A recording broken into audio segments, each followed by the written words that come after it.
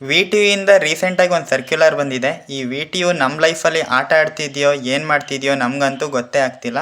ರೀಸೆಂಟಾಗಿ ಬಂದಿರೋ ಸರ್ಕ್ಯುಲರ್ ಪ್ರಕಾರ ನಾವು ಆರ್ಟ್ ಸೆಮ್ಮಲ್ಲಿ ಬ್ಯಾಕ್ ಉಳಿಸ್ಕೊಂಡಿದ್ದ ಸಬ್ಜೆಕ್ಟ್ನ ಆರ್ಟ್ ಸೆಮ್ಮಲ್ಲೇ ಕ್ಲಿಯರ್ ಮಾಡಬೇಕು. It means first, third, fifth, seventh ಅಂದರೆ ಆರ್ಟ್ ಸೆಮ್ಮಲ್ಲಿ ಯಾವುದು ಫೇಲ್ ಆಗಿರುತ್ತೆ ಅದನ್ನ ಅದೇ ಆರ್ಟ್ ಸೆಮ್ಮಲ್ಲೇ ಬರಿಬೇಕು. ಆ್ಯಂಡ್ ಈವನ್ ಸೆಮ್ಮಲ್ಲಿ ಇದ್ದಿದ್ದನ್ನ ಈವನ್ ಸೆಮ್ಮಲ್ಲೇ ಬರಿಬೇಕು.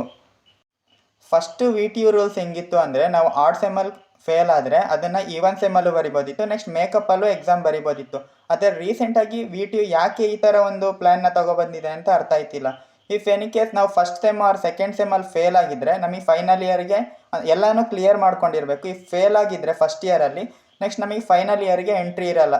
ಅಕಸ್ಮಾತ್ ಆಲ್ಮೋಸ್ಟ್ ಎಲ್ಲರೂ ಏನು ಅಂದ್ಕೊಂಡಿದ್ದು ಅಂದರೆ ಇನ್ನೂ 2 ಚಾನ್ಸ್ ಇದೆ, ಫಸ್ಟ್ ಇಯರ್ ಅದನ್ನ ಕ್ಲಿಯರ್ ಮಾಡ್ಕೋಬೋದು. ಅಂದರೆ ಈ ಸೆಮ್ಮಲ್ಲಿ ಬರಿಬೋದು, ನೆಕ್ಸ್ಟ್ ಈ ಸೆಮ್ ಆದಮೇಲೆ ಒಂದು ಮೇಕಪ್ ಎಕ್ಸಾಮ್ ಕೊಡ್ತಾರೆ, ಆ ಮೇಕಪ್ ಎಕ್ಸಾಮಲ್ಲೂ ಕೂಡ ಕ್ಲಿಯರ್ ಮಾಡ್ಬೋದಿತ್ತು ನಾವು ಫೇಲ್ ಆಗಿರೋ ಸಬ್ಜೆಕ್ಟ್ನ. ಈಗ ರೀಸೆಂಟಾಗಿ ಬಂದಿರೋ ಸರ್ಕ್ಯುಲರ್ ಪ್ರಕಾರ ಡಿಗ್ರಿ ಅವರಿಗೆ ಯಾವ ಥರ ಇತ್ತು ಅಂದರೆ ಆರ್ಟ್ ಸೆಮ್ಮಲ್ಲಿ ಫೇಲ್ ಆಗಿರೋ ಸಬ್ಜೆಕ್ಟ್ನ ಆರ್ಟ್ ಸೆಮ್ಮಲ್ಲೇ ಕ್ಲಿಯರ್ ಮಾಡಬೇಕು, ಆ್ಯಂಡ್ ಈವನ್ ಸೆಮ್ಮಲ್ಲಿ ಫೇಲ್ ಆಗಿರೋ ಸಬ್ಜೆಕ್ಟ್ನ ಈವನ್ ಸೆಮ್ಮಲ್ಲೇ ಕ್ಲಿಯರ್ ಮಾಡಬೇಕು. ಆ ಥರ ರೂಲ್ಸ್ ಬಂದಿದೆ.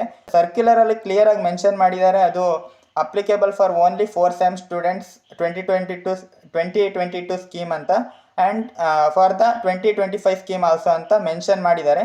ಯಾರಿಗಾದರೂ ಕರೆಕ್ಟಾಗಿ ಗೊತ್ತಿದ್ದರೆ ಕಮೆಂಟ್ ಮಾಡಿ. ಆ್ಯಂಡ್ ನಿಮಗೆ ವಿ ಟಿ ಯು ಬಗ್ಗೆ ಏನನ್ಸುತ್ತೆ ಹಾನೆಸ್ಟಾಗಿ ಕಮೆಂಟ್ ಮಾಡಿ. Thank you.